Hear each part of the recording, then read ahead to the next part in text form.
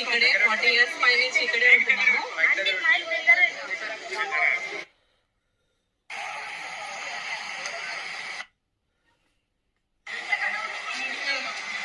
New barricades is attached.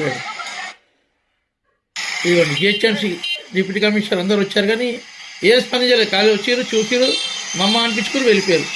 ఏం action తీసుకోలేదు.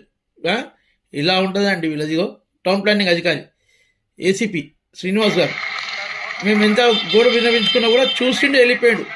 ఇదిగోండి ఇక్కడ చూడండి 66 ఫీట్ల రోడ్డు వదిలిపెట్టి వాళ్ళు వెనుకకు కట్టుకున్నారు.